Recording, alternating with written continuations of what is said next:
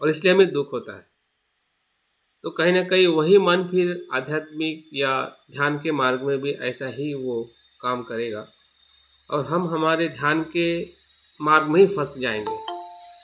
जबकि ध्यान का मार्ग हमें प्रज्ञा की तरफ ले जाने वाला मार्ग है, विमुक्ति की तरफ ले जाने वाला मार्ग है, परम सुख की तरफ ले जाने वाला मार्ग है। लेकिन ध्यान के छोटे-छोटे लाभ में या छोटी-छोटी जो उसकी जो समस्या है, उसमें अगर हम उलझ जाएँगे, तो फिर हम ध्यान को सही अनुभव नहीं कर पाएँगे। तो मैं उम्मीद करता हूँ कि आपको जो कोई भी कुछ भी ध्यान का अनुभव हो रहा है, उस अनुभव को पकड़े मत रखिए। देखिए कि दोनों या जो भी अनुभव हमें ध्यान में हो रहा है, वो हमारे मन का ही परिप्रेक्षण है या उसी का ही एक दर्पण है, दर्शन है कि हम ध्यान के अलग-अलग स्तरों में या ध्यान के आपके जो प्रयास आप रेगुलर कर रहे हैं या नहीं भी हो पा रहा है, इर्रेगुलर भी हो रहा है, फिर भी हमें ज़्यादा अफ़सोस और चिंता नहीं करनी है। समझना है कि क्या मैं मन को समझ पा रहा हूँ? क्या मन को मैं जान पा रहा हूँ? पहले से बेहतर मैं अपने मन को देख पा रहा हूँ, थोड़ा बदल भी पा रहा हूँ। इस पे विश्वास रखें। यही शक्ति है, यही आत्मविश्वास है, यही श्रद्धा है जो हमें आने वाले समय में, जो समय हमारे सामने आने वाला है, जो बीत चुका है, उससे हमें सीखना है। लेकिन जो समय आ रहा है, उसमें हमें श्रद्धा के साथ में खड़ा रहना है। हमारी जो ध्यान की शक्ति जो है, वो हमारी श्रद्धा है, जिसे हम धम्म छंद कहते हैं।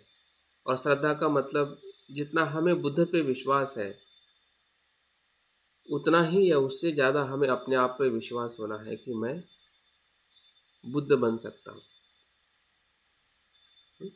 जितना हमें बुद्ध पे विश्वास है, उससे कहीं ज़्यादा विश्वास हमें अपने आप पे होना है कि मैं भी बुद्ध हो सकता हूँ।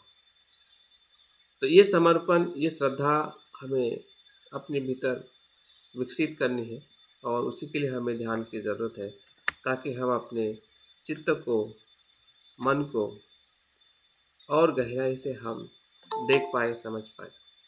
तो आज का ध्यान भी हमारा इसी ही विषय के ऊपर हम ध्यान करने वाले हैं, जिसे हम चित्तानुसति कहते हैं। चित्तानुसति, चित्तानुभावना या चित्त की साधना आज हम करने वाले हैं। और चित्त की साधना या चित्तानुसति, ये विपश्यना का तीसरे प्रकार का महत्वपूर्ण ध्यान है और इस ध्यान पर हम बहुत कम कार्य करते हैं। हम कायानुपश्यना भी कर लेते हैं, वेदनानुपश्यना भी कर लेते हैं, लेकिन चित्तानुपश्यना का जो अभ्यास है, मुझे लगता है कि हम ध्यान के माध्यम से बहुत कम करते हैं। हो सकता है कि हमने अभ्यास किया है, नो योर माइंड है या मनो जो अभ्यास हमें मित्र अभ्यास में कराया जाता है, क्रिएट योर रिएक्टिव माइंड, या मन के बारे में बहुत कुछ हमने अभ्यास के तौर पे हमने उसको समझा है, देखा है। लेकिन ध्यान के भीतर जाकर जिस प्रकार से बुद्ध ने विपश्यना का जो तीसरा जो प्रकार बताया है, उस साधना में जाके हम ध्यान को बहुत कम प्रयास करते हैं या नहीं के बराबर ही हमारा वो ध्यान हम करते हैं। इसके पहले भी हमने इस ध्यान पे प्रयास किया है। आज फिर से हमें संधि मिली है, ये उस संधि का हम लाभ ज़रूर लेंगे। अगर हम चित्त की साधना, चित्त का ध्यान हम कर रहे हैं, तो चित्त क्या है, मन क्या है, उसके बारे में थोड़ा हमें जानने का प्रयास करना चाहिए। क्योंकि हम देखते हैं कि बुद्ध ने जिस प्रकार से मन के बारे में एक ऐसी खोज की है कि संसार में अभी तक जितना भी आधुनिक मनोविज्ञान है, वो भी उस मन के बारे में समझ नहीं पाया कि मन और चित्त क्या है। प्रयास निरंतर चल रहा है। लेकिन अगर हम बुद्ध के शिक्षा में आते हैं या बुद्ध ने जो खोजा है, बुद्ध ने जो कहा है, वो संपूर्ण सत्य है। और मन की जो सूक्ष्मता है, व्यापकता है और उसकी जो अनुभूति है, बुद्ध ही वो व्यक्ति है जिन्होंने सबसे पहले मन को एक सूक्ष्म तरीके से उसके अलग अलग पहलुओं को बहुत ही गहराई से देखकर जानकर उन्होंने हमें धम्म की शिक्षा के माध्यम से हमें बताया है। बुद्ध की पूरी शिक्षा ही मन की शिक्षा है। जो कुछ भी हम अभ्यास करते हैं या आचरण करते हैं या बुद्ध के जितने भी स्तर है या प्रकार है या उनकी शिक्षा है, वो सभी ही मन से जुड़ी हुई है। मन को समझना, मन को देखना, मन को जानना ही बुद्ध के धम्म को जानना है। इस प्रकार से अगर उसको हम धम्मपद की अगर पहले ही गाथा का अगर हम अध्ययन करते हैं, मनो पुब्बंगा धम्मा, मनो सेट्टा मनोमया, तो इन 3 शब्दों में ही पूरी शिक्षा का समावेश हम देख सकते हैं कि बुद्ध इस गाथा में बताना चाहते हैं कि सभी धर्म मन से उत्पन्न होते हैं। पुब्बंग मतलब उद्भव स्थान, जहाँ से जैसे कि कोई भी नदी का उद्भव हिमालय के पर्वत से होता है, वैसे ही जो भी धर्म है, धर्म मतलब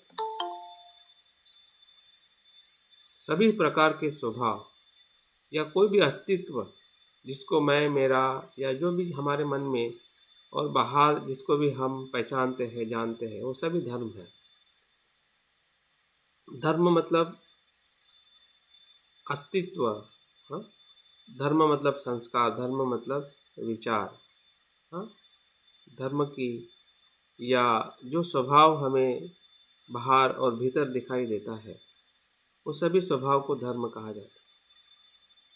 तो ये सभी धर्म या पूरा संसार कह सकते हैं, ब्रह्मांड कह सकते हैं, जिसको हम शब्दों में जानते हैं, भावनाओं में, वेदनाओं में, विचारों में जानते हैं, वो सभी धर्म है। और ये सभी धर्म कहाँ पे उत्पन्न होते हैं? उसका उगम स्थान जो है मन है। मनो सेट्ठा, मन ही श्रेष्ठ है। अगर हम बोल रहे हैं, बोलने की कृति भी हमें लग रही है कि मैं बोल रहा हूँ, उसमें भी मन श्रेष्ठ है। मन के कारण ही हम बोल रहे हैं, मन के कारण ही हम सुन पा रहे हैं, मन के कारण ही हम बैठे हैं, मन के कारण ही सब कुछ हो रहा है। जो कुछ भी हो रहा है, जो कुछ भी सुख दुख, अंदर बाहर जो कुछ भी होता है, जो कुछ भी हो रहा है, उसमें अगर कुछ श्रेष्ठ है, मुख्य है, तो हमारा मन है। बाकी चीज़ भी महत्व की है, लेकिन अगर 5 चीज़ों में अगर हम किसी को अगर मुख्य कहना चाहेंगे, हाँ, तो वो मन है। इसका मतलब ये नहीं कि 4 चीज़ें वहाँ पे नहीं हैं, एक ही चीज़ से सब कुछ होता है, ऐसा नहीं है। 4 चीज़ें भी है, हाँ, लेकिन 4 चीज़ों में जो 5वीं चीज़ जो है, हाँ, अगर आपको 5 चीज़ों में से एक चीज़ को अगर महत्व देना है, वो मन। इस प्रकार से हाँ, मन श्रेष्ठ है। मनोमया, मनोमया मतलब मन से अभिन्न। कोई भी घटना मन से अभिन्न नहीं है। जैसे कि मैं बोल रहा हूँ, आप सुन रहे हैं, तो 2 घटना यहाँ पे घटित हो रही है, बोलना और सुनना, लेकिन ये मनोमय है। इधर भी मन है, उधर भी मन है, भीतर भी मन है, बाहर भी मन है। हर घटना मनोमय है। मतलब मन से वो बाहर कुछ भी घटित नहीं होता है, कहने का मतलब है। मन से बाहर कुछ भी घटित नहीं होता है, सब कुछ मन के भीतर घटित होता है। भले हमें बाहर घटना होते हुए दिखाई दे रही है, लेकिन फिर भी वो मन के साथ में ही जुड़ी हुई है। और इसलिए हम देखते हैं कि जब हम कुछ सोचते हैं और कुछ होता है, कुछ नहीं होता है, तो कुछ चीज़ें हमें समझ में नहीं आती है। हमें लगता है कि वो अलग अलग है, जबकि वो मन से ही जुड़ी हुई है। हर एक अस्तित्व जो है मनोमय है। हमारा सांस लेना, हमारा चलना बोलना सोचना सब कुछ मनोमय है। हमें हमारे जितने भी कर्म हैं, भले हम शरीर से कर्म कर रहे हैं, वाणी से कर्म कर रहे हैं, मन से कर्म कर रहे हैं, हाँ, वो सब मनोमय है। मन ही मन है, ऐसा कह सकते हैं। भले हम उसे भौतिक वस्तु कहते हैं, फिर भी उसमें मन है। वे किस प्रकार से है उसको हमें समझना पड़ेगा। कोई भी वस्तु मनोमय इसलिए है क्योंकि मन में ही वो भाव पहले निर्माण होता है, तभी उसका अस्तित्व हमारे लिए बनता है। जैसे कि हम किसी चीज़ को नाम देते हैं, अगर नाम ही ना दो तो उसका अस्तित्व अपने आप में कुछ नहीं है। अगर आप पेड़ को पेड़ ही ना कहो तो पेड़ का अस्तित्व क्या है? क्योंकि आपके चित्त ने उसको देखा और नाम दिया कि ये पेड़ है, ये माता है, ये पिता है, ये घर है, धन है, किताब है, मोबाइल है, टीवी है। तो नाम तो आपने दिया है ना, तो आपने देने से तो फिर वो मनोमय बन गया। आप नाम ही मत दो तो कुछ नहीं बनेगा, वो अस्तित्व अपने आप में है। लेकिन मेरे लिए जो मनोमय बना है, क्योंकि मैं उसको नाम देता हूँ और उसके साथ में मैं जुड़ जाता हूँ, या वो मेरे साथ में जुड़ जाता है। तो इस प्रकार से मनोमय, हाँ, और इसी तीनों के आधार पे हमारे कुशल और अकुशल कर्म होते हैं, जिसे हम सकारात्मक या नकारात्मक या कुशल और अकुशल कर्म कहते हैं, हाँ, जो हमारा सुख और दुख को निर्माण करता है। तो इस प्रकार से अगर हम बुद्ध के धम्मपद के पहले ही गाथा का अगर सार देखते हैं, और हमें पता है कि धम्मपद जीवन का पथ है, सत्य का पथ है, और सत्य और जीवन हमारा मन है। जैसे कि हर एक कर्म में केंद्र में मन है, और इसलिए बुद्ध आगे कहते हैं, अगर हम धम्मपद को और थोड़ा गहराई में पढ़ते हैं तो जो चित्त के बारे में बताए गए बहुत सारे श्लोक है, बहुत सारी गाथाएं हैं, हाँ, चित्तवग में, तो उसमें बुद्ध कहते हैं कि मन ही मित्र है, मन ही शत्रु है। तो मन मित्र है, तो जो कुशल मन है वो मित्र है, और अकुशल जो मन है वो शत्रु है। बुद्ध यहाँ पे कहते हैं कि जितना बाहर का शत्रु हमारी हानि नहीं करता है, उससे कहीं गुना हमारा ही अकुशल चित्त हमारी हानि करता है। हमारा ही द्वेष, हमारा ही लोभ, या हमारे भीतर की जो अकुशलता जो है, वो सबसे ज़्यादा हमारी हानि करती है। तो बुद्ध इस चित्तवग में हमें उसके कार्य के बारे में, उसके महत्व के बारे में बताते हैं कि हमने चित्त को कैसे समझना चाहिए, हाँ, कैसे उसका प्रशिक्षण लेना चाहिए, या उसको प्रशिक्षित करना चाहिए, ताकि वो शत्रु ना बने, वो मित्र बने। मन ही गुलामी है, मन ही विमुक्ति है। मन के कारण ही हम गुलाम हैं। अगर हमें दुख का, गुलामी का, जो कुछ भी हमें ध्यान के बाहर हमारे जीवन में जहाँ जहाँ पे भी हमें अनुभव होता है, तो मन के कारण ही है। हमें मन को समझना है कि मन ही हमें गुलाम करता है। मन से ही हम गुलाम हैं, फिर हो, समाज के भीतर की जो बुराइयाँ हो, या हमारे भीतर की बुराइयाँ हो, समाज में जो कुछ भी है हमारा है प्रतिपक्षिण है। हमारे मन में ही जो है वही समाज में है। आप देखिए, समाज में जो कुछ भी बुराइयां हैं, अन्याय है, शोषण है, वो सभी मन से ही उत्पन्न हुआ है। लेकिन हमें उसका स्रोत हम बाहर ही ढूंढते हैं कि इसके कारण, उसके कारण, हाँ? लेकिन वो सामान्य मन की खोज है, बुद्ध मन की खोज वो नहीं है। बुद्ध का मन वो भीतर से देखता है कि वो सभी बुराइयों का जो उगम स्थान जो है, हाँ, अगर किसी भी प्रकार की गुलामी हो, फिर वो सामाजिक गुलामी हो या फिर जाति की गुलामी हो, मन की गुलामी हो, सभी प्रकार की जो गुलामी है, वो मन के कारण ही है। और जो भी विमुक्ति है, स्वतंत्रता है, हाँ, वो भी मन के कारण ही। तो एक ही सिक्के के जो दो पहलू है, सिक्का एक ही है, मन ही है जो इंसान, समाज और देश को या पूरे संसार में गुलामी या शोषण हम देख पाते हैं, या हम भी अपने आप का शोषण करते हैं। हम अपने आप को गुलामी में रखते हैं, हमें पता ही नहीं कि हम अपने आप को गुलामी में रख रहे हैं। लेकिन फिर भी जब हम गहराई से अपने मन को देखते हैं तो हमें उसका एहसास होता है और वही विमुक्ति की तरफ हमें ले जाता है। तो इस प्रकार से हमें चित्त को बहुत ही क्या कहते हैं, श्रद्धा के साथ, स्पष्टता के साथ और साहस के साथ, इसमें साहस बहुत ज़रूरी है। अगर साहस नहीं है, अगर वीर्य नहीं है, तो मन को देखना बड़ा कठिन है। और मुझे लगता है कि हमारे पास साहस है, क्योंकि बौद्ध जो होते हैं वो वीरवान होते हैं, योद्धा होते हैं। और ये हमें जो प्रेरणा है बुद्ध से मिली है, बाबा साहब से मिली है कि बौद्ध साधक कभी भी कमज़ोर नहीं होते हैं। तो हमारी कमज़ोरी जो है हमें पहचाननी है और हमें अपने कमज़ोरी पे कार्य करना है। तो चित्त का अनुभव या चित्त की साधना, हमें सब कुछ हमें उसी से मिल सकता है अगर हम उसके गहराई में जाकर उसको समझने का हम प्रयास करें। और हम प्रयास कर भी रहे, हाँ, लेकिन आज हमें मौका मिला है कि ध्यान के माध्यम से उसको हम और कैसे गहराई में जाने, देखें, ताकि उसका हमें प्रत्यक्ष अनुभव हो सके। बौद्ध धर्म में चित्त को अलग अलग शब्दों से भी जाना जाता है। चित्त शब्द बहुत ही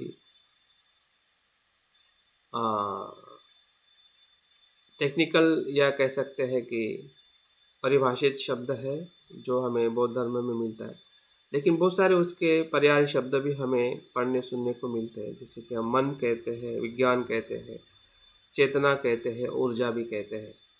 इन सभी शब्दों का अलग अलग जगह पे उसका हम संदर्भ देखते हैं तो उसके कुछ उसके अर्थ भी थोड़े थोड़े अलग हो जाते हैं, लेकिन उसका जो मूल स्रोत है वो वही है। अगर उसको हम चित्त कहें, मन कहें, विज्ञान कहें, या चेतना कहें, या ऊर्जा कहें। मन का जो अर्थ बताया गया है, जब मन मनन करता है किसी विषय को लेके तो वो एक मन का स्तर बन जाता है। विषय को लेके जब वही मन चिंतन करता है तो उसको चित्त कहते हैं। वही मन जब किसी विषय को जानता है तो उसको विज्ञान कहते हैं। जैसे कि आप शब्दों को जान रहे हैं, शब्दों को सुन रहे हैं और जान रहे हैं तो वो विज्ञान है। लेकिन उसी शब्दों को जब आप चिंतन करते हैं तो वो चित्त है। और उसी शब्दों को आप मनन करते हैं तो वो मन है। तो ऐसा कह सकते हैं कि समंदर एक ही है, लेकिन उसके जो लहरें हैं, उसका भीतर का स्तर है, उसके भीतर का स्तर है।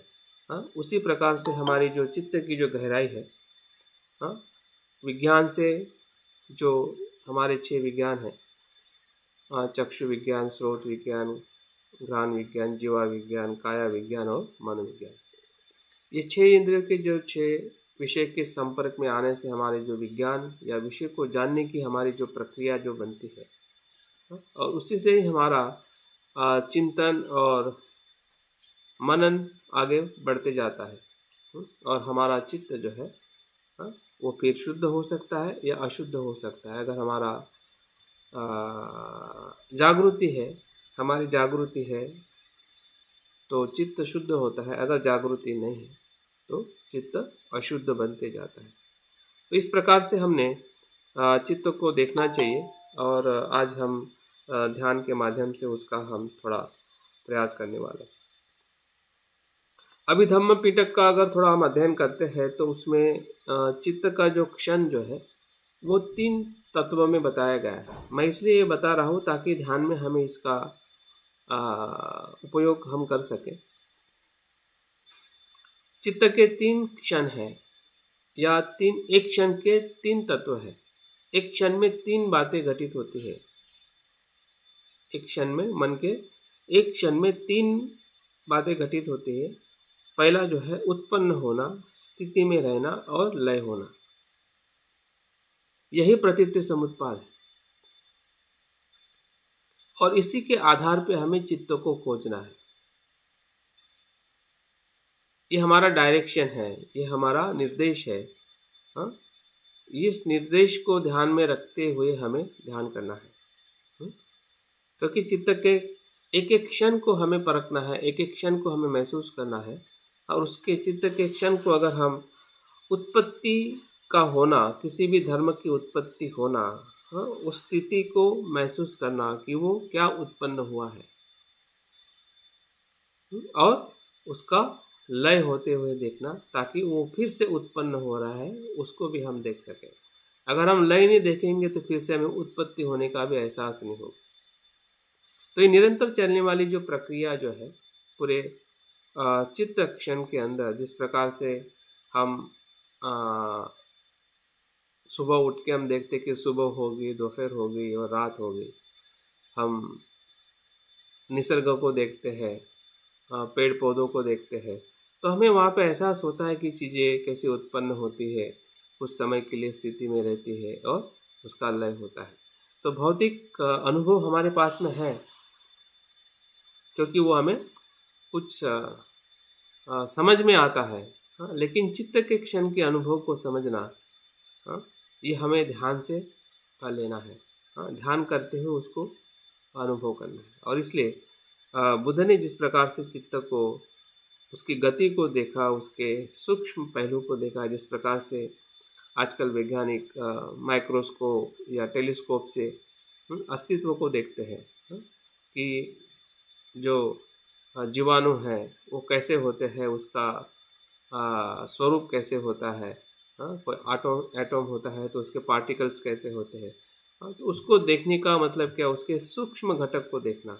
तो बुद्ध ने चित्त के सूक्ष्म घटक को देखा है। हाँ, और उसी का ही देखने का नाम ही ध्यान है, या चित्तानुसति है, जो हम इस ध्यान के अंतर्गत हम करने वाले हैं। हमें और एक ध्यान रखना है कि जो कुछ भी हमें ज्ञान होता है, जो कुछ भी हमें बोध होता है, हाँ, उसके 3 स्तर है, या 3 प्रकार से हमें अनुभव होता है किसी भी धर्म का, किसी भी घटना का, किसी भी परिस्थिति का। पहला जो ज्ञान है, बोध है, वो हमें संज्ञा से होता है। जैसे कि मैं शब्द बोल रहा हूँ, आपको बोध हो रहा है। जो मैं बोल रहा हूँ, क्योंकि वो भाषा, वो शब्द आपके जानकारी में है। अगर मैं गुजराती में बोलूँ तो शायद सिर्फ डाबी भाई को पता चलेगा और आपको पता नहीं चलेगा। हाँ, क्योंकि वो शब्द आपके मन में संग्रहित नहीं है। तो ये संज्ञा से जो आपको बोध हो रहा है वो एक प्रकार का अनुभव है, लेकिन ये बोध इतना परफेक्ट नहीं होता। हो सकता है कि बोलते समय मैं कुछ बोल रहा हूँ और आप कुछ अलग सुन रहे हैं। हाँ, तो उससे आपको पूरा ज्ञान नहीं होगा। हाँ, क्योंकि शब्दों की एक अपनी मर्यादा है कि जो ज्ञान को प्रवाहित करता है। लेकिन उससे हमें बोध होता है। इसलिए हमें शब्दों पे, संज्ञा पर हमने विश्वास रखना है, लेकिन 100% विश्वास नहीं रखना है कि वो पूरा सच है। और इसलिए बुद्ध ने कहा है कि लिखी हुई बात पे या किसी कही हुई बात पे हमने पूरा भरोसा नहीं रखना है, क्योंकि वो शब्द का जो संदर्भ है, अर्थ है, परिस्थिति है, हाँ, सब परिस्थिति सापेक्ष होता है। लेकिन उस समय बोध जरूर होता है, और उसी बोध पे ही पूरा संसार रचा हुआ है। हाँ, संसार क्या है? यही है, संज्ञाएं है, संस्कार है। संसार, संस्कार और संज्ञा, ये एक ही शब्द से जुड़े हुए हैं। जिसे हम संसार कहते हैं, संज्ञाओं से बना हुआ संस्कार संसार है। हाँ, मैं, ये भी एक संज्ञा है। तू, ये भी एक संज्ञा है। मेरा, ये भी संज्ञा है। तेरा, ये भी संज्ञा है। तो मेरा, तेरा, ये जो हम शब्द इस्तेमाल करते हैं वो सभी संज्ञा है। और उस संज्ञा को ही अगर आप सच मानो तो फिर अहंकार बढ़ जाएगा, द्वेष बढ़ जाएगा और बढ़ ही जाता है।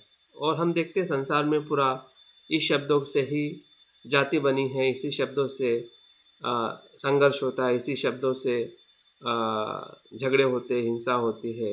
हाँ, शब्दों शब्दों से ही सब कुछ आज बर्बाद हो रहा है, या सब कुछ अस्त व्यस्त है। लोग समझ नहीं पा रहे कि संज्ञा के पर सत्य है, संज्ञा जीवन का सत्य नहीं है। लेकिन उसी शब्दों को सुनने के बाद, पढ़ने के बाद हमारे मन में एक ऐसा प्रतिभाव या प्रतिक्रिया निर्माण होती है और हम उस शब्दों के भीतर ही बह जाते हैं, क्योंकि वो एक अनुभव हो जाता है।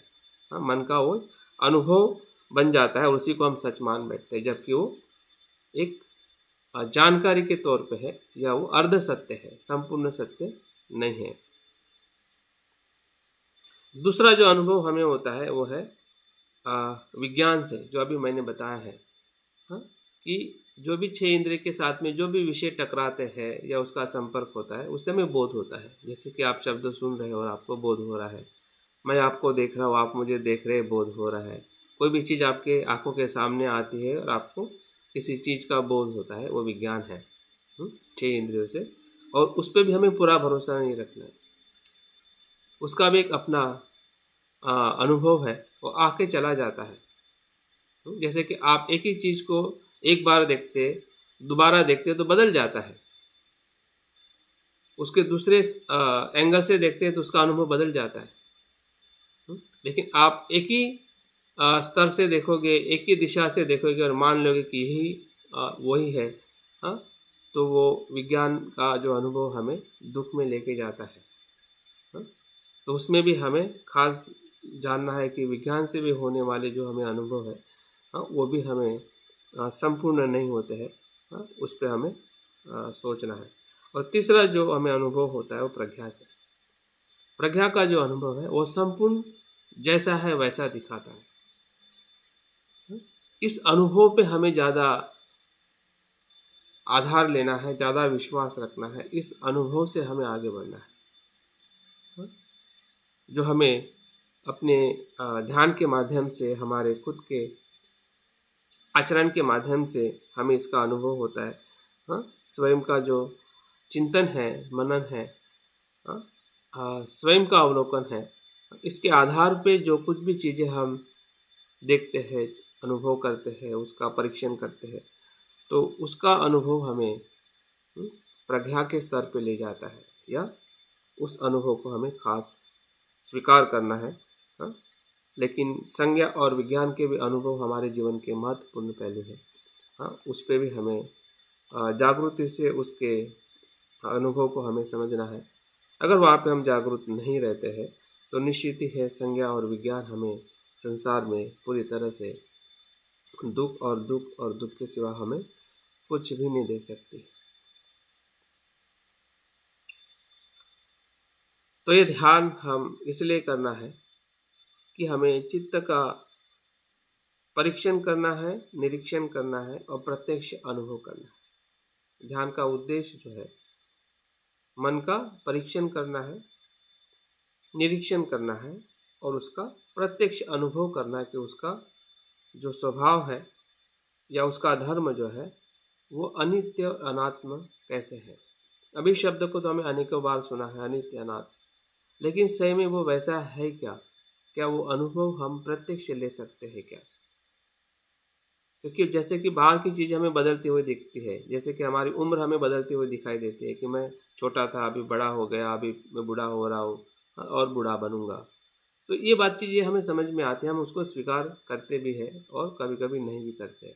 लेकिन चित्त के क्षण को हाँ, देखना और उसको स्वीकार करना कि वो भी ऐसा ही है जिस प्रकार से मैं भौतिक चीज़ों को देखता हूँ। तो उस अनुभव को हमें प्रत्यक्ष रूप में इस ध्यान के माध्यम से हम अगर सराव करते हैं तो निश्चित ही है कि जो आज का हमारा जो ध्यान जो है, जिसे हम चित्तानुसति या चित्तानुभावना या चित्त की साधना, इस अर्थ से हम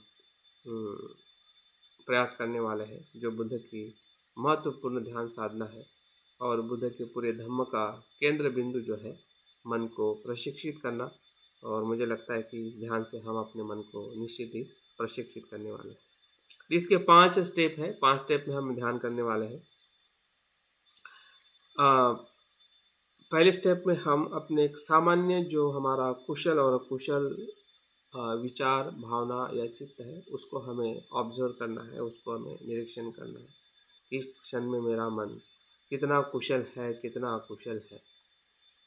इस सामान्य तौर पे उसको ऑब्जर्व करना है, उसको पहचानना है, उसका अवलोकन करना है पहले स्तर में। दूसरे स्तर में हम उसकी अभी सूक्ष्मता के तरफ एक एक चरित का, एक एक चित्त को हम पहचानने वाले हैं कि हमारा राग चित्त क्या है, जिसे हम लोभ कहते हैं। लोभ चरित हमारा स्वभाव, भीतर से हमें उसको परीक्षण करना है। और उसी के साथ साथ जैसे जैसे हम राग को पहचानते हैं, वैसे वैसे हमारा अराग चित्त भी दिखने लगता है, क्योंकि राग और अराग अलग अलग नहीं है। जैसे हम राग को देखते हैं, वैसा ही अराग हमें दिखने लगता है। अराग का मतलब जिसमें लोभ नहीं है, लोभ मुक्त चित्त, लोभ युक्त चित्त। जागृति एक ऐसी ऊर्जा है कि उस अंधेरे को ही प्रकाश में परिवर्तित कर देती है। जैसे ही हम राग के चित्त को, लोभ के चित्त को देखते हैं, उसी ही दूसरे क्षण में वो लोभ युक्त चित्त ही अलोभ चित्त में परिवर्तित होते हुए हम देख पाते हैं, क्योंकि उसी का ही वो दूसरा स्वभाव है। अगर उसको हम जागृति से देखते हैं तो दोनों चरित या दोनों हमारे जो चित्त है, उसको हमें एक ही समय में अरस परस या जब भी जिसका जैसा अनुभव होगा, उस अनुभव के स्तर पे हमें राग और अराग दोनों चित्तों को हमें उसका गहराई से परीक्षण करना है। तीसरे इसमें हमें द्वेष चरित को देखना है, द्वेष युक्त चित्त को देखना है और द्वेष रहित चित्त को देखना है। मतलब यहाँ पे जैसे कि मैंने शुरुआत में कहा कि हमारा मन ही मित्र है, मन ही शत्रु है, मन ही गुलामी है और मन ही विमुक्ति है। तो दोनों पहलू जो है हमारे ही चित्त के हैं, और उसको दोनों पहलुओं को हमें इस ध्यान में सकारात्मक और नकारात्मक, द्वेष का हो या मैत्री का हो या द्वेष का हो, उसको हम तीसरे स्तर में देखेंगे। चौथे स्तर में हमें जो हमारा मोह है, अज्ञान है, अज्ञान से युक्त चित्त और अमोह से युक्त चित्त, जिसे हम प्रज्ञा का चित्त कहते हैं, तो उस चौथे चरण में उसको हम देखेंगे, जानेंगे। और पांचवें और अंतिम चरण में हम हमारा जो एकाग्र चित्त है और जो विमुक्त चित्त है, जो सभी क्लेशों से मुक्त हुआ, जो हमारा निर्वाण का चित्त है, उसका हम अनुभव करेंगे। तो इस प्रकार से 5 चरण में हम ये ध्यान साधना करने वाले हैं। अभिधम्म पिटक में इसको 16 प्रकार से ध्यान को करने को बताया है। 16 प्रकार से मन को देखा जा सकता है, अलग अलग उसके चरित्र से। तो उसमें से मैंने 1 2 3 4 5 6 7 8 चरित्र को मैंने चूज किया है। 8 पहलुओं को मैंने इसमें चूज किया है। लेकिन वो 16 प्रकार से उसको एक्चुअल में किया जाता है, लेकिन हमारे पास में उतना समय नहीं है और उतने हम मतलब उससे परिचित नहीं है। लेकिन ये चित्त का जिसका मैंने अभी जिक्र किया है, लोभ, द्वेष, मोह और अद्वेष, अमोह और अलोभ, तो ये चित्त हमारे से काफ़ी परिचित है, जिसको हम अक्सर अभ्यास किए हैं या उसके साथ हम परिचित हैं। तो इस चित्त को हम निश्चित ही देखने का, समझने का हम प्रयास कर सकते हैं। तो चलिए अभी हम ध्यान के प्रत्यक्ष सराव की तरफ आगे बढ़ते हैं। तो अभी तक मैं जो जानकारी दी है, इससे मैं उम्मीद करता हूँ कि आपको इस ध्यान में ज़रूर मदद मिलेगी, ताकि हमारा ध्यान और गहराई में हम ले जा सकें। तो अभी ध्यान के लिए अपने शरीर को तनाव मुक्त कर लें। आप सभी तैयार है? अपने वीडियो को ऑन रखें ताकि मैं आपको देख सकूं कि आपकी बैठक कैसी है।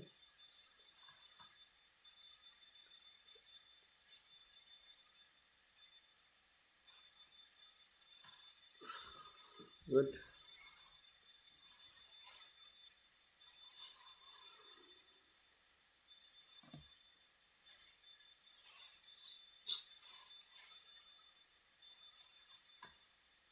धीरे धीरे आपकी बैठक को आप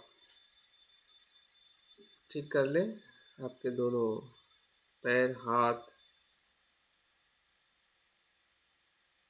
आपकी पीठ, गर्दन, आपकी मान, आपका चेहरा तनाव मुक्त है।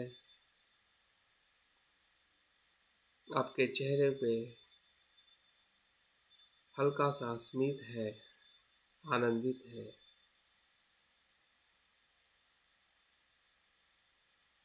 शरीर के भीतर का सभी तनाव,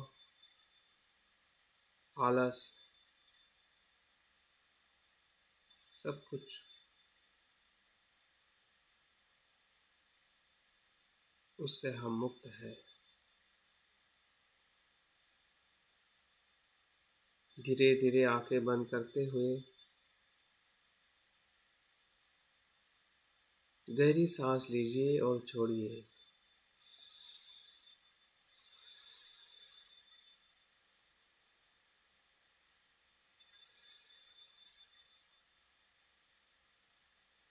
अपने सांस के साथ जागरूक बने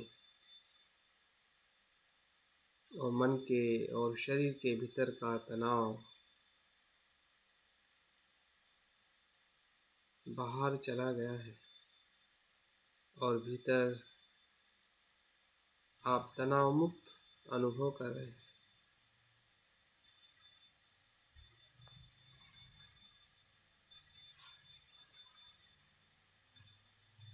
सांस को देखते देखते हम अपने मन को भी देख रहे हैं। सांस का आना, सांस का जाना, वैसे ही विचारों का आना, विचारों का जाना।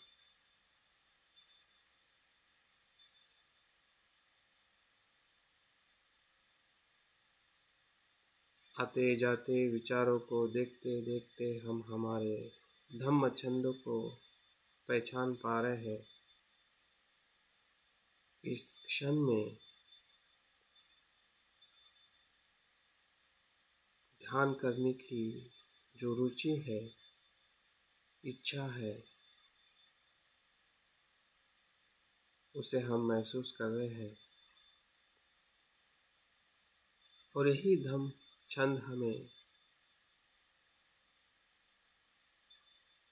श्रद्धा का अनुभव करा रहा है कि मुझ में श्रद्धा है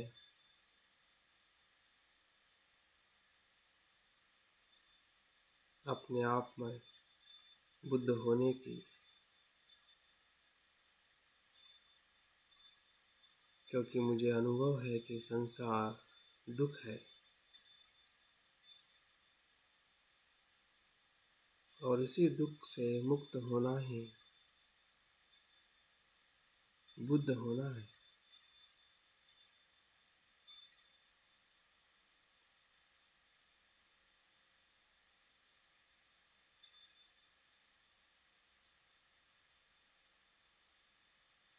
देखिए, वही श्रद्धा हमें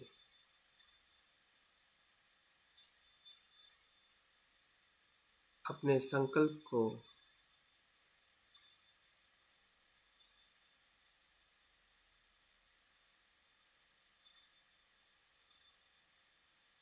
निर्धारित कर रही है और इसी दुख से मुक्त होने के लिए, बुद्ध होने के लिए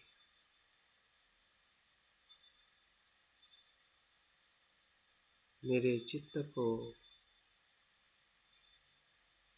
सजागता से देखने का संकल्प करना है।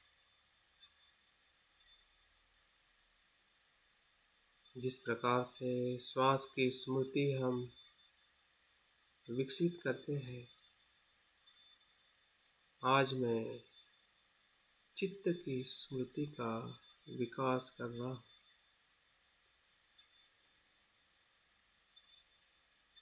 चित्त की सजगता, चित्त की स्मृति, चित्त का परीक्षण,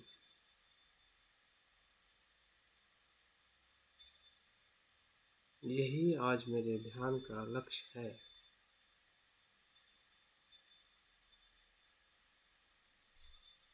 इस लक्ष्य को मन ही मन धारण करें,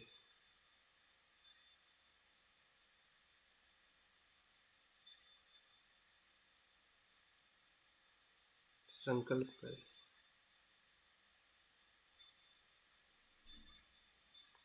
और देखें कि हमारा शरीर, मन और हमारा उद्देश्य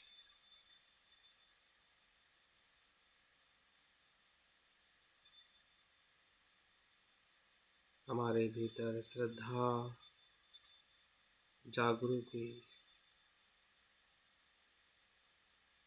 और छंद सभी हमारे मन के कुशल धर्म हैं, जो इस क्षण में मन में निर्माण हुए हैं और ध्यान के लिए हमें मदद कर रहे हैं।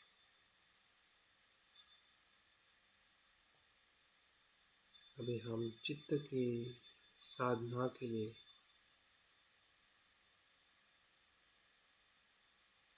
पूरी तरह से तैयार हैं।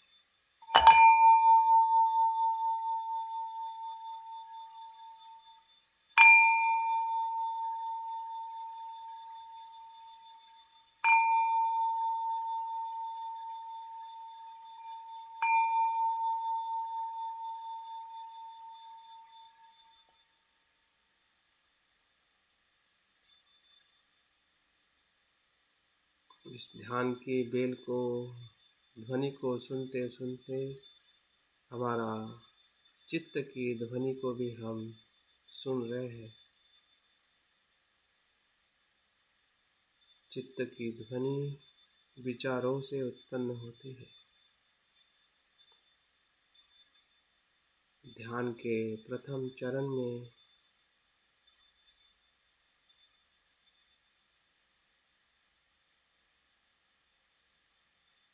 हमारे चित्त को, हमारे मन को सामान्य तौर पर, सामान्य स्तर पर उसे अनुभव करना।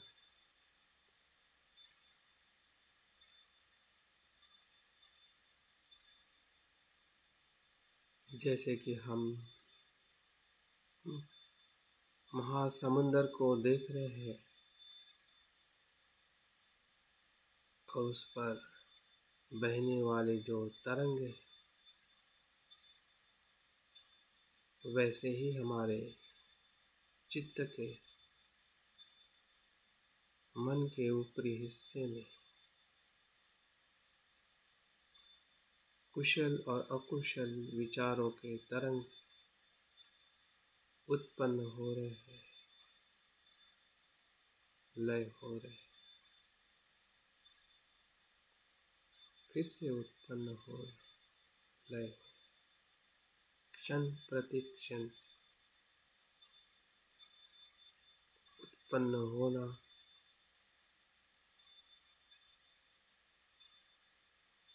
कुछ क्षण के लिए वो स्थिति में रहना और लय होना। देखिए, मन के धर्म, मन की कल्पनाएं, मन के भीतर जो विचारों की वेदनाएं हैं,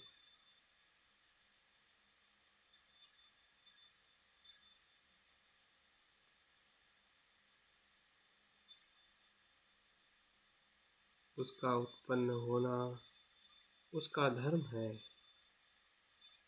उसका स्वभाव। ना वो हमारी इच्छा से उत्पन्न होता है, ना ही हमारी इच्छा से वो लय होता है। जैसे कि श्वास हमारे भीतर आता है और शरीर में जीवन देकर वापस चला जाता है, फिर से आता है। उसका आना और जाना वही उसका धर्म है।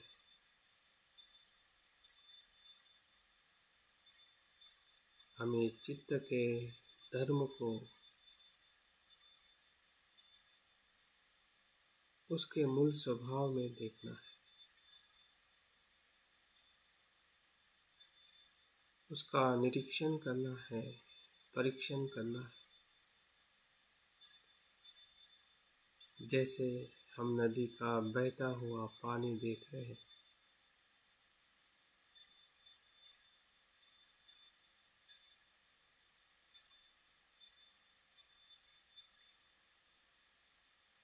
या बादल को देख रहे हैं,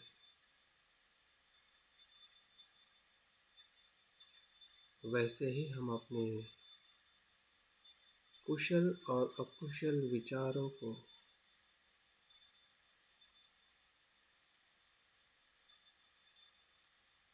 सहजता से देख रहे हैं, किसी प्रकार से भी संघर्ष न करते हुए।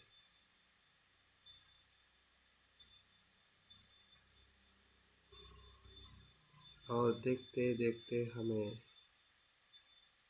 उस देखने का हमें आनंद अनुभव हो रहा है।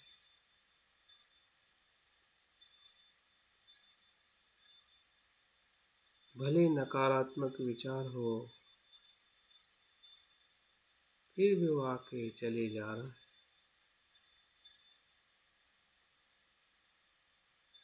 फिर से आ रहा है, फिर से चला जा रहा है।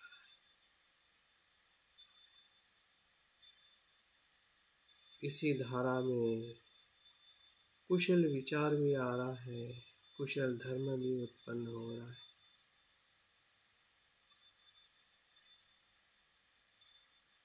क्योंकि वो चित्त का स्वभाव है उत्पन्न होना,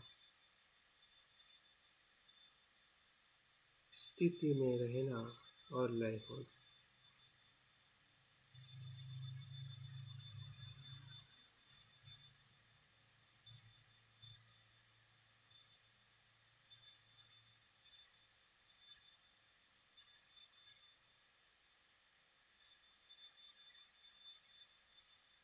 यहाँ पे हमारी स्मृति का धर्म जो है, स्मृति का जो चित्त है, उसका भी हमें अनुभव हो रहा है। क्योंकि स्मृति के कारण ही हम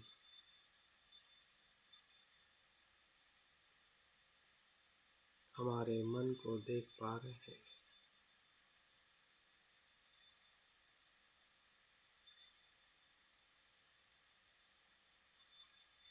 आते जाते कुशल और अकुशल दोनों धाराओं को क्षण प्रति क्षण देख रहे हैं। जिस क्षण में कुशल धारा है तो उसका भी हमें अनुभव हो रहा है।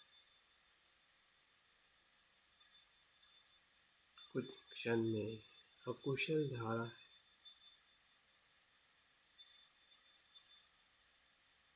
उसको भी हम देख रहे हैं। देखते देखते हम जान भी रहे हैं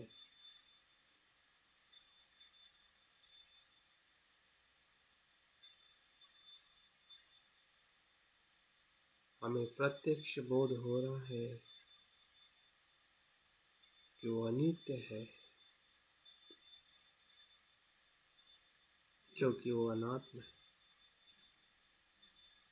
वह अपने आप में स्वतंत्र नहीं है। उसका उत्पन्न होना कारण और परिस्थिति के आधार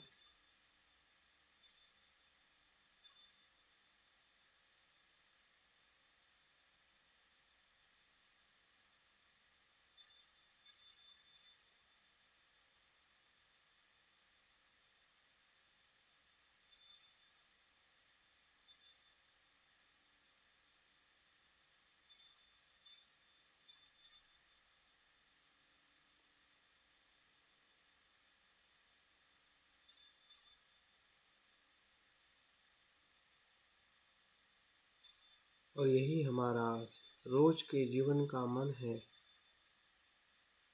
जो अक्सर संसार में सुख और दुख का अनुभव करता है।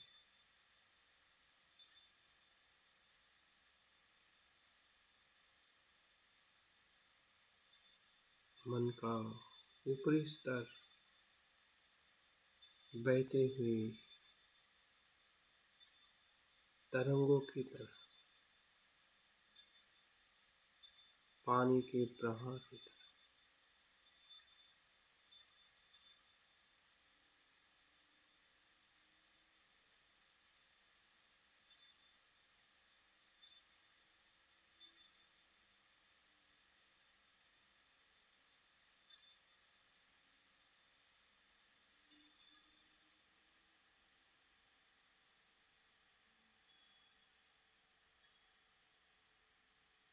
हमारी स्मृति हमें स्थिरता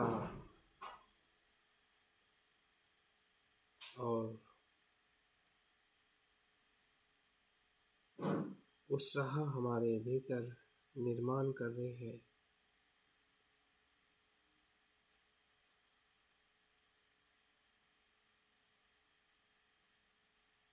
चित्त की स्मृति, चित्त की साधना धीरे धीरे हम गहराई में ले जा रहे हैं। अभी मन के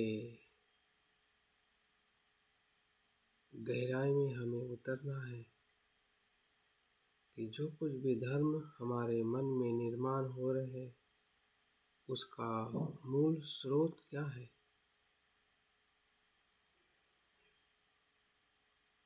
उसका मूल कारण क्या है, जो मन में कुशल और अकुशल धर्म निर्माण होते हैं।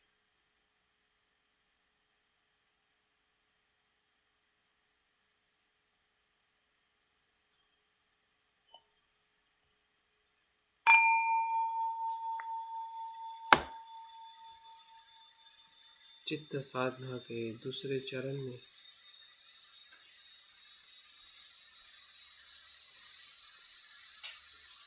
चित्त की गहराई में हमें उतरना है।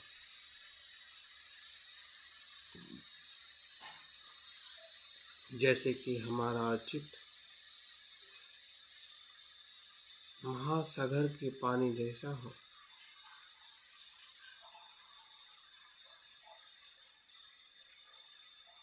जिसमें अलग अलग प्रकार के पानी के स्तर है, ऊपरी स्तर, मध्य स्तर और भीतरी स्तर।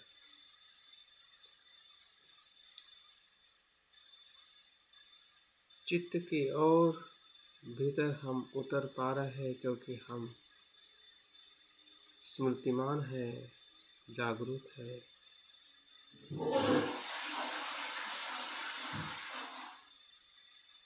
उसका हम परीक्षण कर रहे हैं, जान रहे हैं।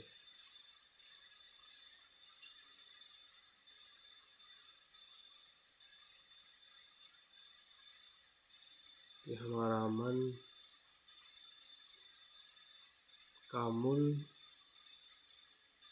स्रोत कहाँ है।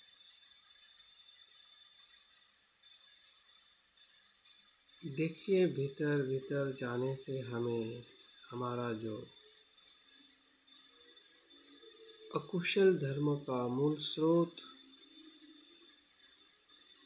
हमें हमारे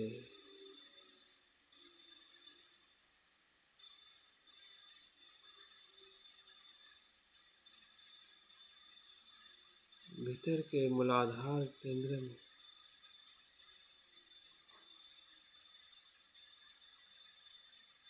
जो केंद्र रीढ़ के आँख के तल पर है,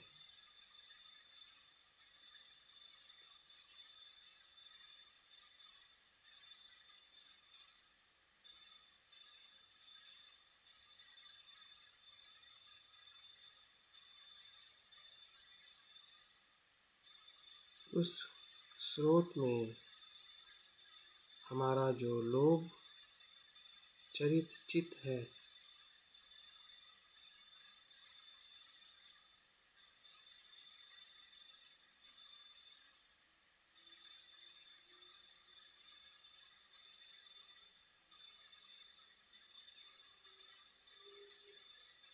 जिसे हम लोभ कहते हैं, संसार का आकर्षण,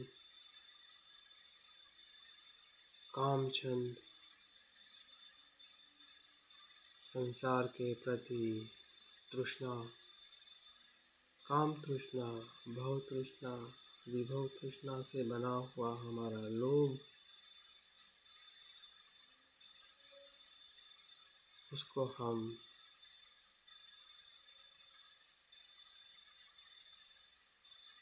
सजगता से देख पा रहे। हमारा स्मृति का प्रकाश उस चित्त के गहराई तक जा रहा है और हम बहुत ही श्रद्धा से, साहस से उसे हम देख पा रहे हैं कि यही लोभ है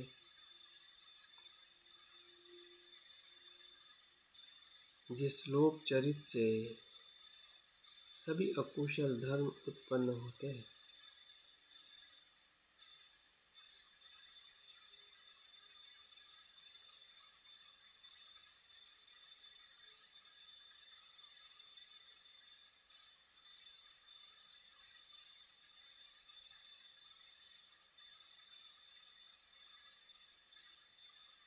जिसे राग अग्नि कहते हैं,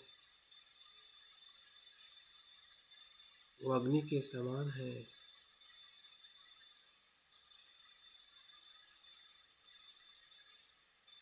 जो हमें भीतर से जला रही है।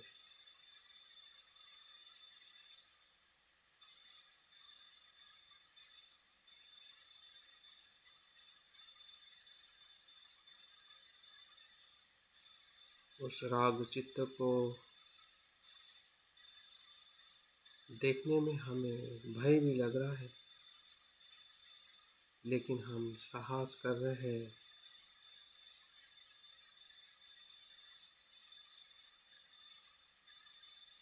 कि उसका स्वभाव क्या है, क्या वो नित्य है या अनित्य।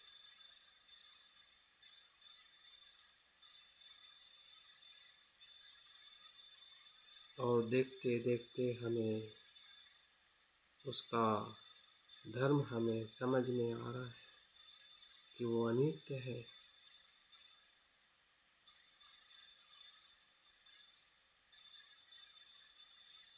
और अनात्म है।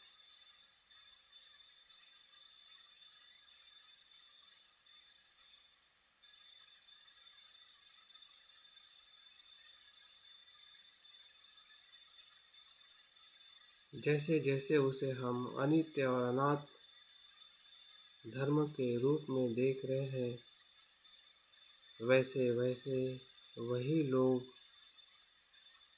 अलोभ चित्त में परिवर्तित हो रहा है।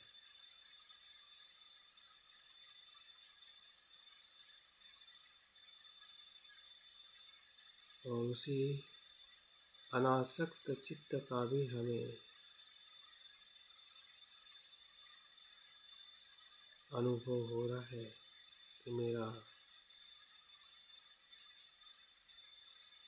कुशल धर्म का जो मूल चित्त है वो अनासक्त है,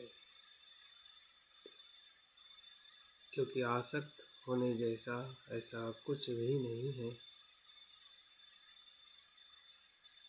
कि जो मेरा है और मैं।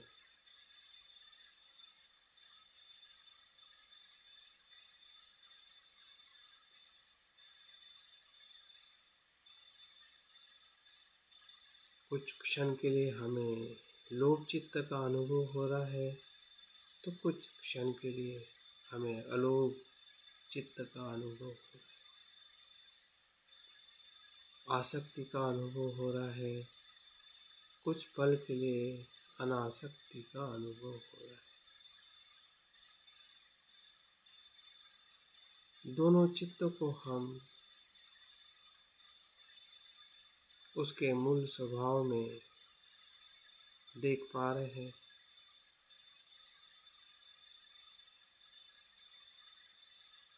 उसको समझ पा रहे हैं। उसका प्रत्यक्ष हमें अनुभव हो रहा है।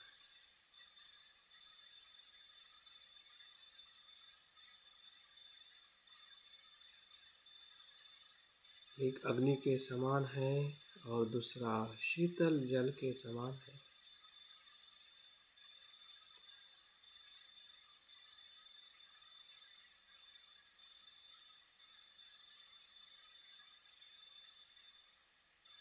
एक रंगीन पानी जैसा है जो आकर्षित करता है, और दूसरा चित्त शुभ्र जल के समान है।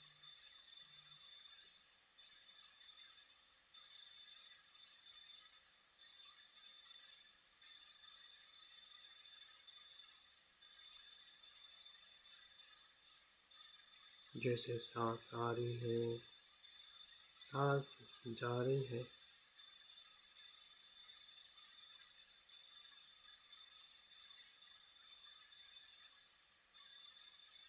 उसी प्रकार से हम अपने लोभ चित्त का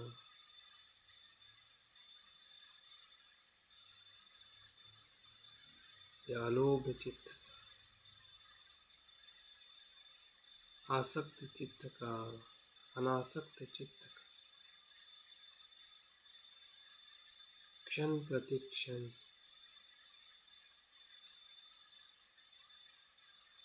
हमें अनुभव हो रहा है।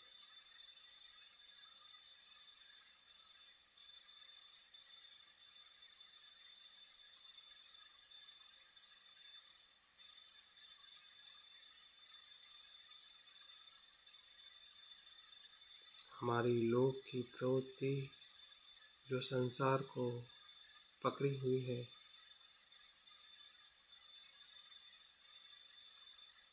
जबकि वो अनित्य है, इसका जैसे जैसे हमें बोध हो रहा है, वैसे वैसे संसार को पकड़ने का भाव टूटते जा रहा है और हमारा चित्त अनासक्त चित्त में रूपांतरित हो रहा है।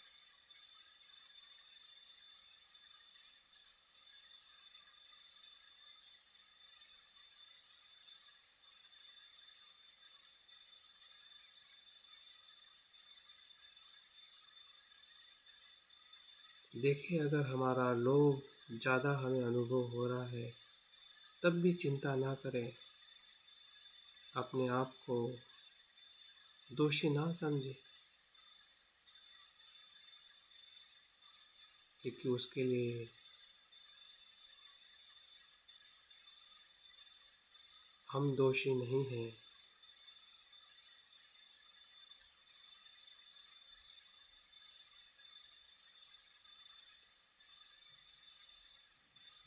क्योंकि मैं अस्तित्व में ही नहीं है।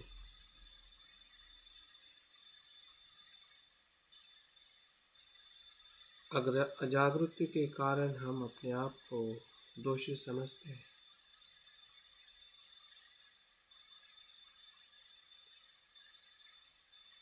क्योंकि हम देख रहे हैं कि लोग अपने आप में अनित्य है। ना वो किसी को पकड़ सकता है, ना हम किसी को पकड़ सकते हैं। उसका आना और जाना निश्चित है।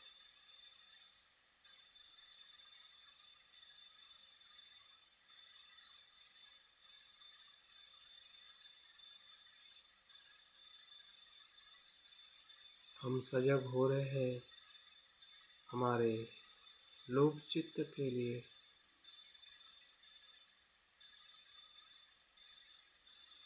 हम सजग हो रहे हैं हमारे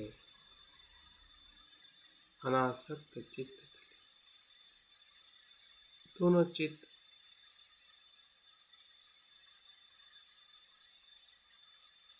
हमारे धर्म को निर्माण करते हैं। जो कुशल धर्म है, कुशल विचार है, वो अनासक्त चित्त का धर्म है।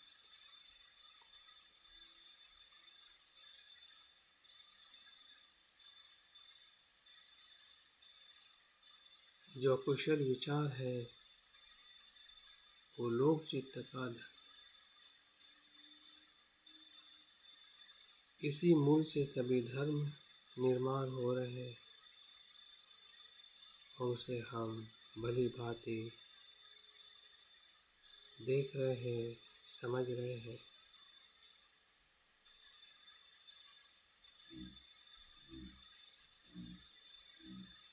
उसमें हमें आनंद और प्रीति का अनुभव हो रहा है।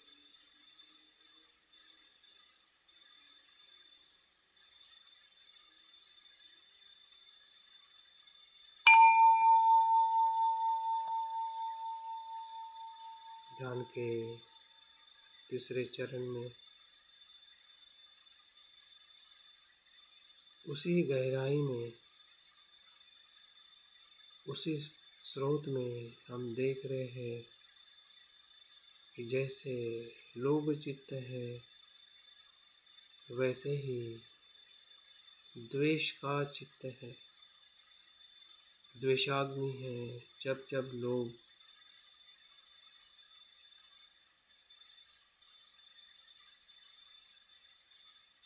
पूर्ण नहीं होता है, इच्छाएं पूर्ण नहीं होती है, तब तब द्वेष अग्नि भड़कता है, द्वेष चित्त निर्माण होता है।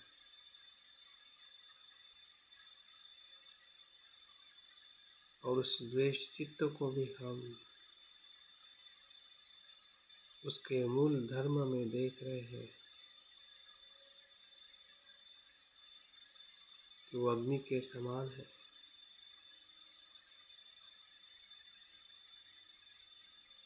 उबलते हुए पानी की तरह है।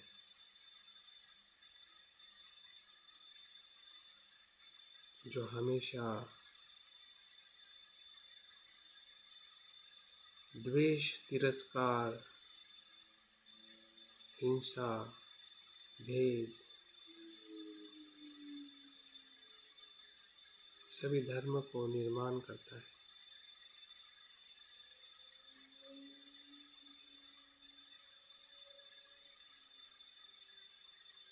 जैसे जैसे हम अपने द्वेष को देख रहे हैं, उसके मूल धर्म को देख रहे हैं कि वो स्वयं में अनित्य है।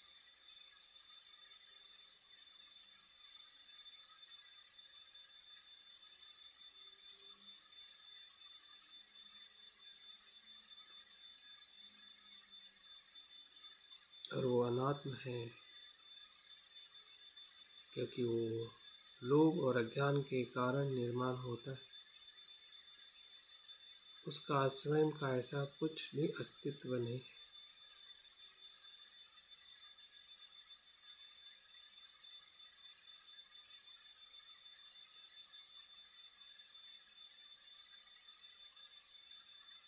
भीतर के द्वेष को भी जाने, जिससे हमने अनेकों कर्म किए हैं, काया से, वाणी से और मन से।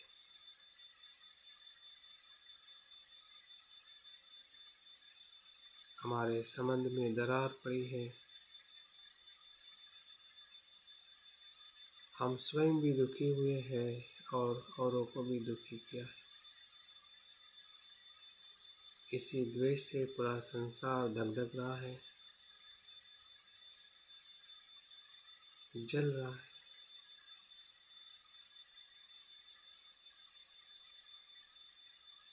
यही दुख का कारण है।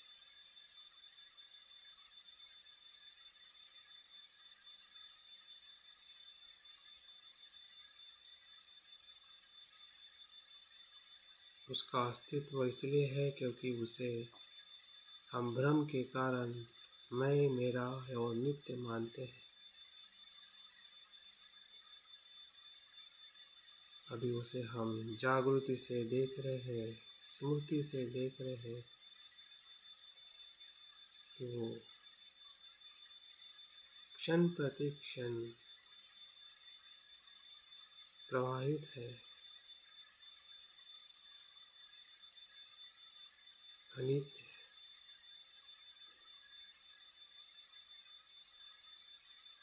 अनात्म। जैसे सांस है, प्रवाहित है, अनित्य है। बादल है, पेड़ पौधे हैं,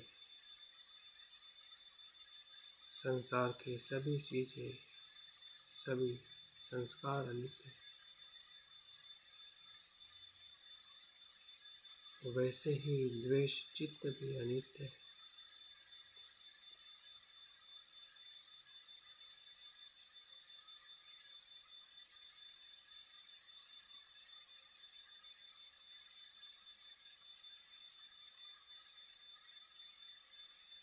उसको देखते देखते उसका रूपांतरण हो रहा है अद्वेष चित्त में, क्योंकि वही ऊर्जा है जो मैत्री में परिवर्तित होती है,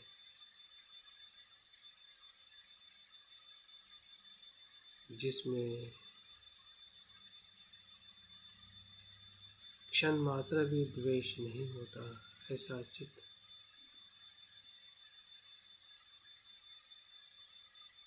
अद्वेष का चित्त, संपूर्ण द्वेष से मुक्त,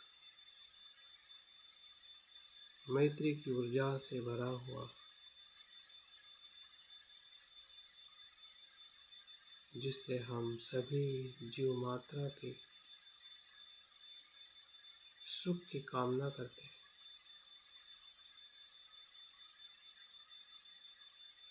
ये चित्त अनंत है, सुखद है, शीतल जल के समान है, खुले नीले आकाश के समान है।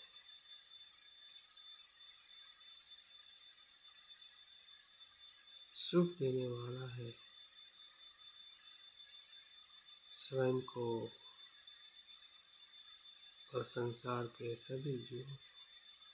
ऐसा चित्त मैत्री का चित्त है।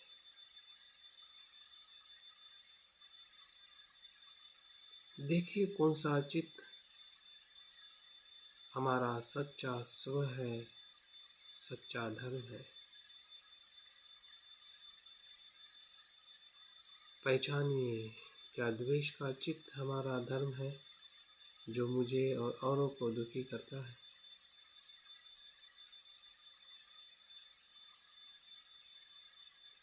या मैत्री का चित्त जो हमें और सभी को सुखी करता है।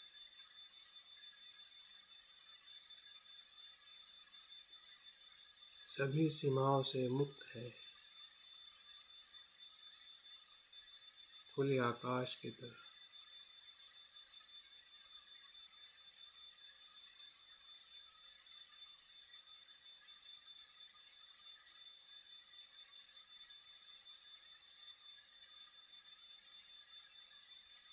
अद्वेष का चित्त, द्वेष रहित,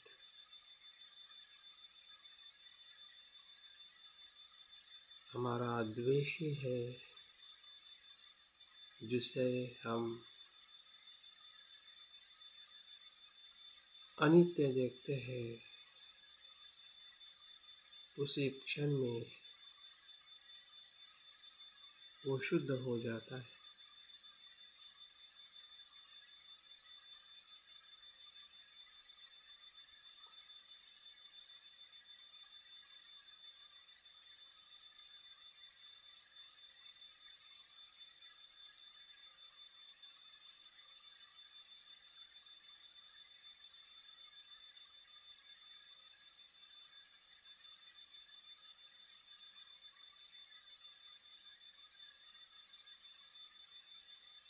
देखते देखते हम अपने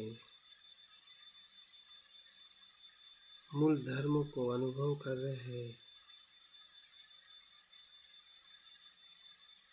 कि द्वेष मेरा मूल स्वभाव नहीं है, क्योंकि वो अनित्य है।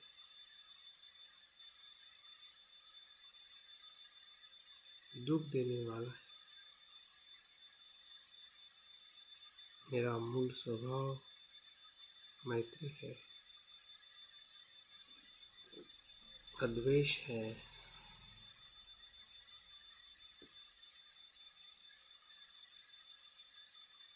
जो शीतल है, सुख देने वाला है।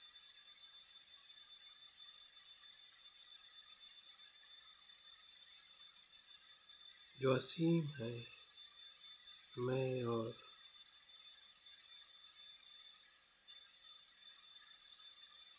तुम के भेद से पर।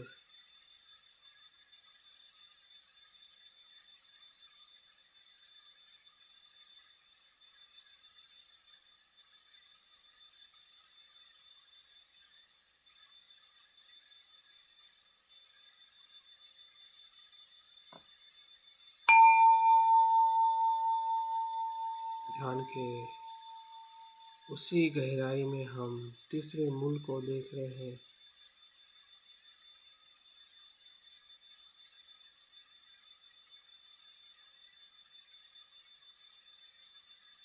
जो हमारा अज्ञान मोह है। वो काले बादल की तरह है,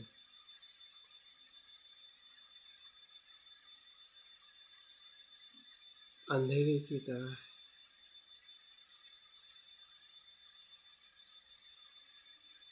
ऐसी चित्त की अवस्था जो संभ्रमित है,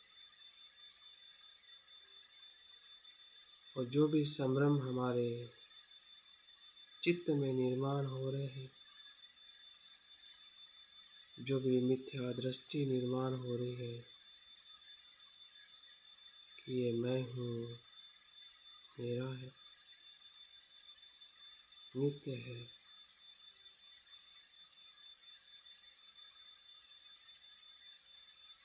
इन सभी भ्रमों का कारण यही चित्त है, जिससे हम लोभ में जाते हैं और द्वेष करते हैं।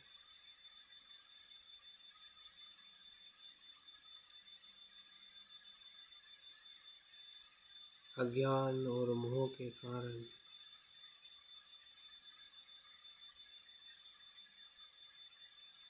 जैसे कि हम अंधे हैं, अंधकार में हैं, उस चित्त को भी जागृति से हम देख पा रहे हैं कि वो भी मोह, अज्ञान का चित्त, ये भी अनित्य है।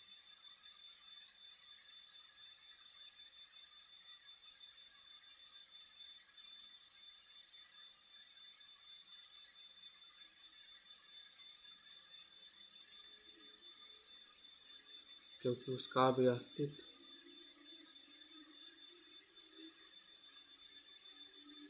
अनात्म है।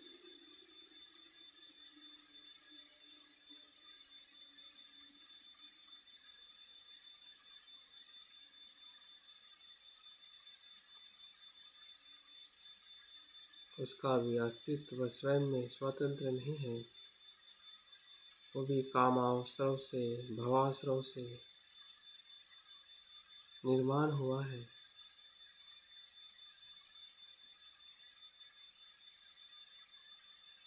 जैसे जैसे हम अज्ञान को देख रहे हैं, वैसे वैसे सजगता के प्रकाश में वह ज्ञान भी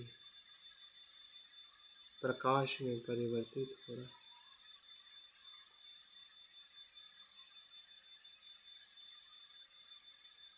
अज्ञान का जो हमारा चित्त है, जो काले बादल की तरह है,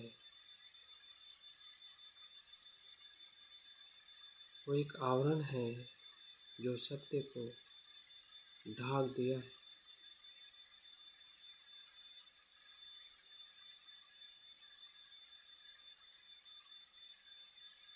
और हम मान बैठे हैं कि वही मैं हूँ।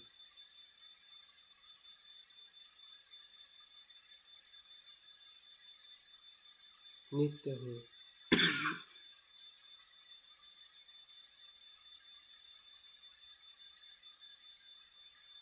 लेकिन जागृति से हम देख रहे हैं कि वो नित्य नहीं है, अनित्य है।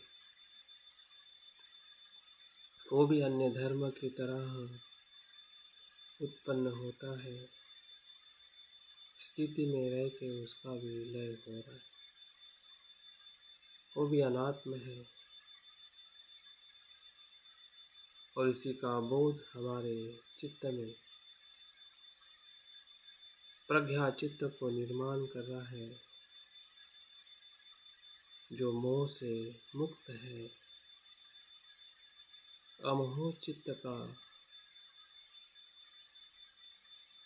अनुभव करें कि जो चित्त प्रकाशित है,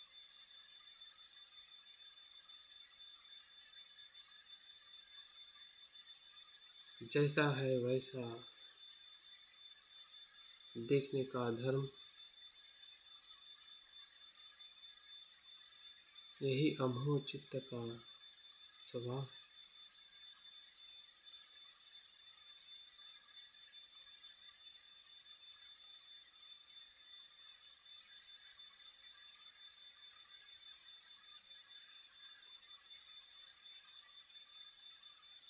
हमें दोनों चित्त का अनुभव हो रहा है। कभी मोह चित्त का अनुभव हो रहा है, कुछ क्षण के लिए अहमोह चित्त का अनुभव।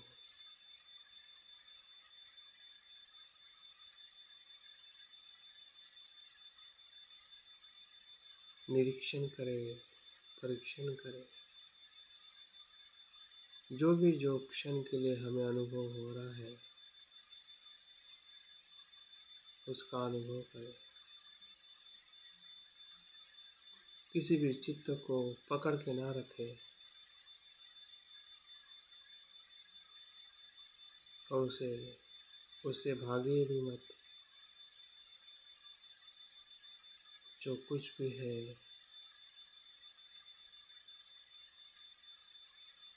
वो हमारे ही जीवन का अस्तित्व है।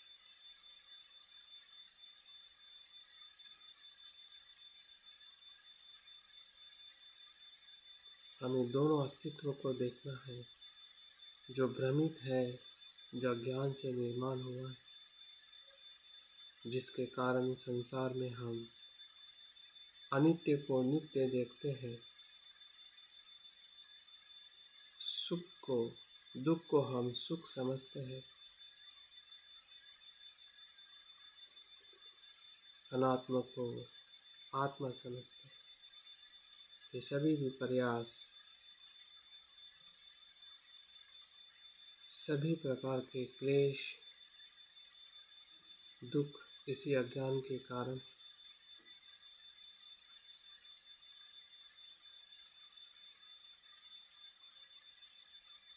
और हमें समझ में आ रहा है इसी के कारण सब उत्पन्न हो रहा है। यही मूल स्रोत है, यही मूल कारण है जो लोभ को निर्माण करता है, द्वेष को निर्माण करता है। यही मोह है।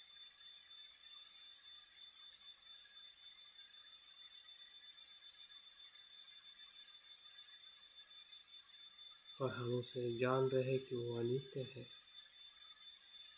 जो अनित्य है उसे हमें डरना नहीं है।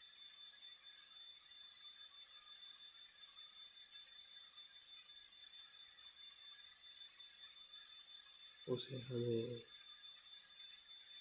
रूपांतरित करना है।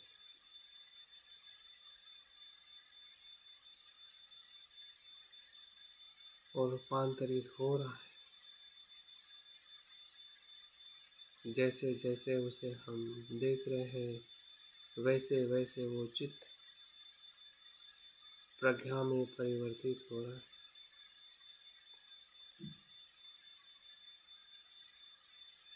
उसकी ऊर्जा प्रज्ञा में परिवर्तित हो रही है।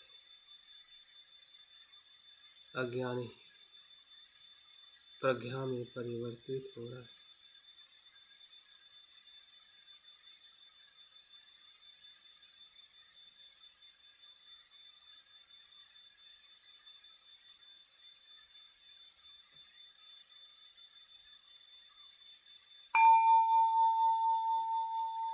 ध्यान के 5वें और अंतिम चरण में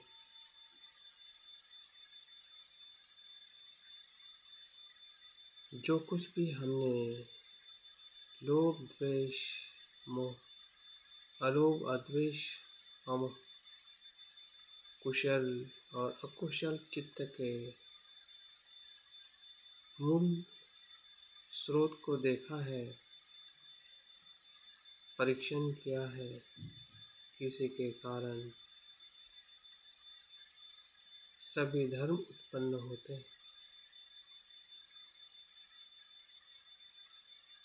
कुशल धर्म कुशल मूल से निर्माण होता है। जो अलोभ अद्वेष अमोह और अकुशल धर्म लोभ द्वेष मोह से उत्पन्न होता है।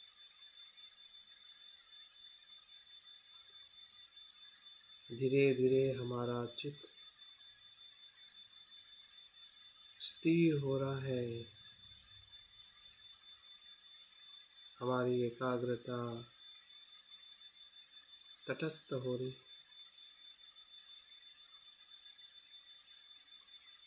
हम दोनों धर्मों को जैसा है वैसा देख रहे हैं।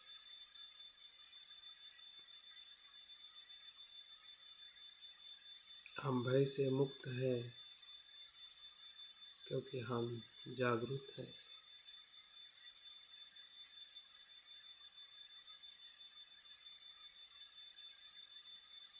हम योद्धा हैं। हम वीरवान। देखिए एकाग्र चित्त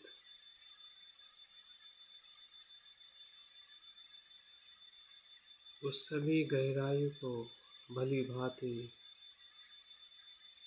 देख पा रहा है। जैसे हम सांस को देखते हैं, देखते देखते चित्त के गहराई में जाते हैं, वैसे ही हम एकाग्र चित्त से इस धर्म को जानते जानते हम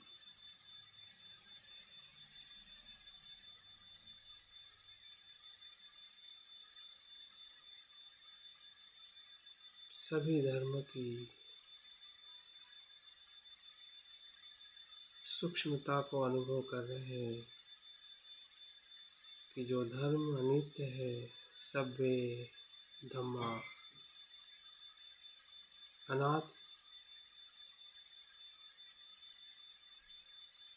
भले वो कुशल हो या अकुशल, किसी भी धर्म में मैं मेरा ऐसा कुछ भी नहीं है। सब कुछ कारण प्रत्यय से उत्पन्न होता है, स्थिति में आता है और लय होता है। इसी को ही जानते जानते हम विमुक्ति का अनुभव ले रहे हैं।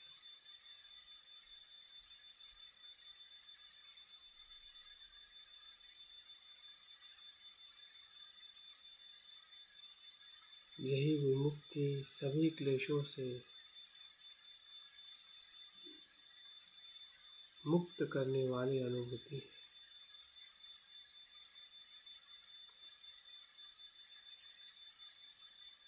ना कुशल धर्म में स्व है, मैं है, ना मेरा। न अकुशल धर्म में मैं है, ना मेरा। जो कुछ भी उत्पन्न हो रहा है वो स्वरहित है, आत्मरहित है, और वही अनुभव विमुक्ति का अनुभव।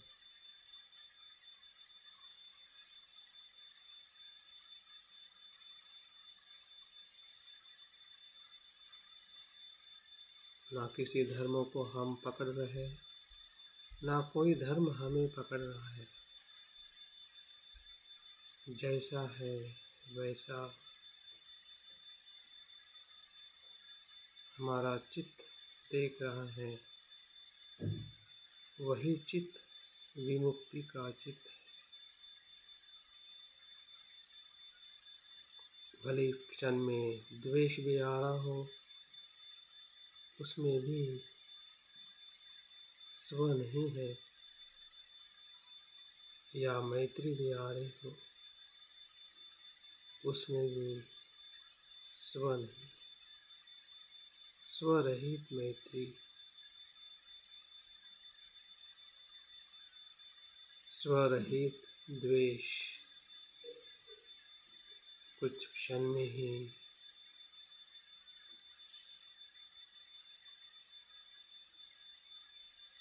रूपांतरित हो रहा है।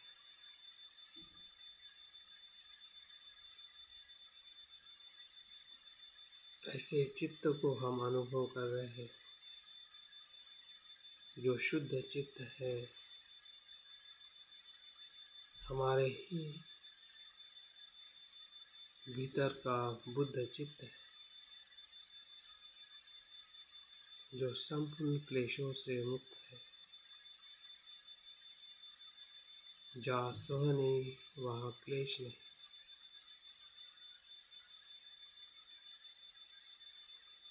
स्व ये भ्रम मात्र है, जो ना था, ना है, ना होता है।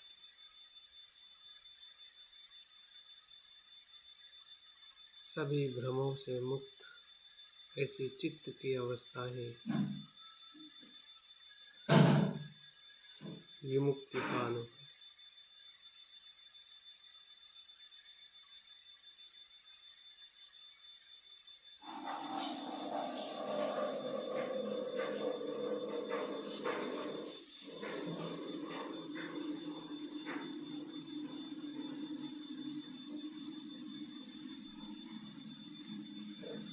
आकाश की तरह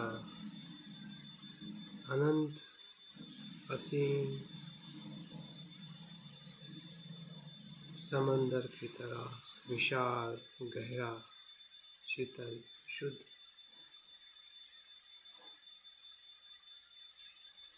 सभी सीमाओं से, विकारों से मुक्त।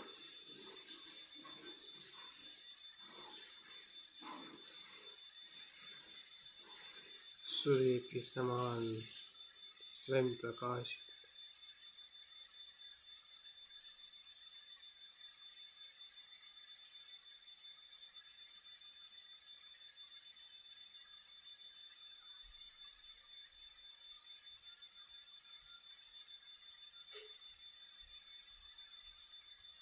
ऐसा चित्त ऐसा मन ही बुद्ध मन है।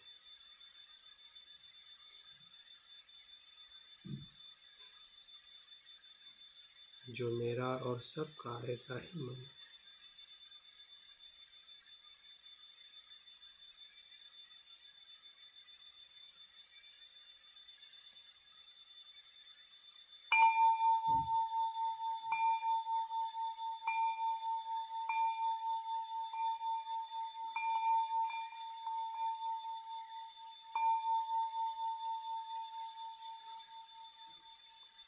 धीरे धीरे ध्यान को समापन करते हुए जो कुछ भी हमें अनुभव हुआ है उसको भीतर से ग्रहणशील करें और संकल्प करें इसी कुशल चित्त से काया वाचा मन से हम निरंतर कुशल कर्म करते हैं। और धीरे धीरे आंखें खोलते हुए इस ध्यान के सत्र को समाप्त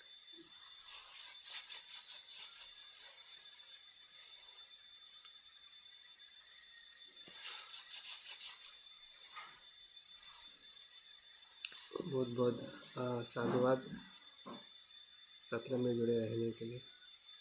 मैं उम्मीद करता हूँ कि ध्यान से निश्चित ही हम अपने चित्त के गहराई में कुछ अनुभव हमने कर लिया है। अगर किसी को नहीं भी हुआ है, जो भी हुआ है उस अनुभव को समझे, उसका आदेश स्वीकार करें, उसके अनुभव को स्वीकार करें और आगे बदलने का प्रयास करें। बहुत बहुत धन्यवाद।